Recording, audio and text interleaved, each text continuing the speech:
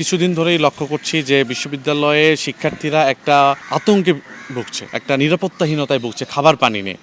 প্রশাসন শুরু থেকেই এই সব ইস্যুগুলোতে নির্বিকার। কারণ আজকে মানে এই জায়গায় যে পানি পড়ার ইতিহাস, কখন থেকে পড়ে এটা ধরেন যে 5-7 বছর আমরা আমাদের জানার আগে থেকে এই জায়গা থেকে পানি জমে।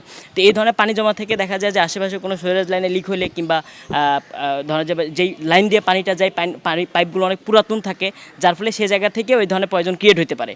এখন এই ধরনের মাইক্রোওয়েভ অ্যাটাকগুলোতে দেখা যায় যে মানে ইনস্ট্যান্টলি যদি কোনো উদ্যোগ নেওয়া না হয় তাহলে ওই কী বলে আপনার ফলাফলটা পাওয়া যায় না অনেক ক্ষেত্রে। সেই জায়গা থেকে আমরা বিশ্ববিদ্যালয়কে দেখছি যে এই জায়গায় উদ্যোগটা শুরুর দিকে নেয় নাই।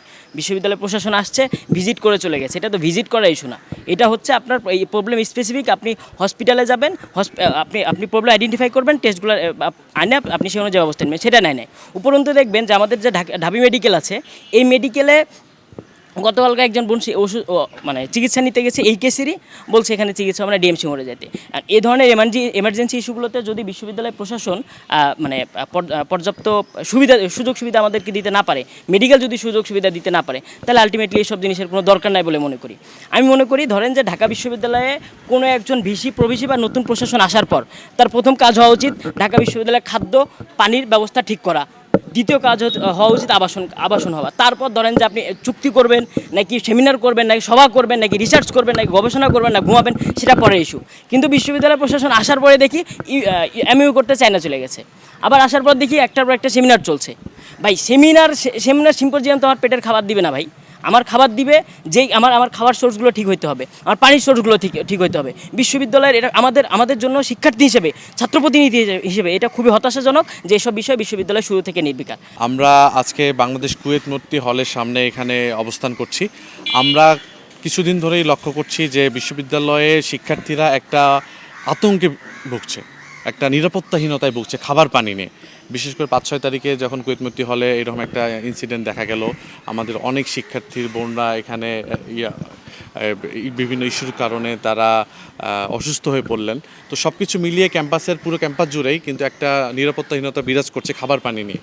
তো সেই হিসেবে আমরা ডাকসু থেকে আমরা এটা একটা কনসার্ন জানাই বিশ্ববিদ্যালয় প্রশাসনকে। তারা অতি দ্রুত কোনো ব্যবস্থা নেওয়ার ক্ষেত্রে ব্যর্থ হন। তারা এখন পর্যন্ত কোনো সুস্পষ্ট কোনো ব্যবস্থা নিয়েছেন বা কোনো রেজাল্ট তারা দিয়েছেন এটা আমরা লক্ষ্য করছি না। তো সেই জায়গা থেকে আমরা নিজেরাই ডাকসুর পক্ষ থেকে আমরা Bangladesh standard and testing institution BST এর সাথে যোগাযোগ করি। আমরা সেখানে মহাপরিচালকের সাথে দেখা করি।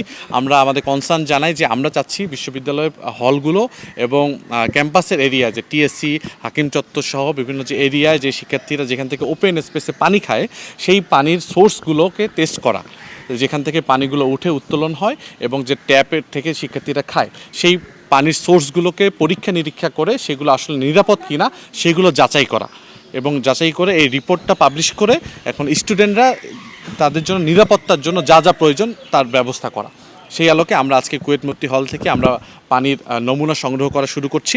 আমরা একে একে হলগুলো থেকে এবং TSC তারপর বিভিন্ন ক্যাফেটেরিয়ার পানির উৎসগুলো থেকে আমরা পানিগুলো স্যাম্পল নিয়ে আমরা এগুলো টেস্ট করব এবং শিক্ষার্থীদের নিরাপত্তা, খাবারের নিরাপত্তা, পানির নিরাপত্তার জন্য আমরা এভাবে কাজ করে যাচ্ছি।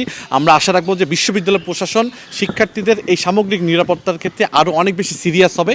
আমরা যে কাজ করছি এই কাজের ক্ষেত্রে সামগ্রিকভাবে তারা যেন সহযোগিতা করে, কারণ অনেক বিশ্ববিদ্যালয়ের কিছু অফিসিয়াল প্রসিডিউর আছে, সেই প্রসিডিউরগুলো যেন বিশ্ববিদ্যালয় প্রশাসন খুব ভালোভাবে এটা মেনটেন করেন এবং শিক্ষার্থীদের নিরাপত্তার জন্য তারা যেন আরও বেশি আন্তরিক হন।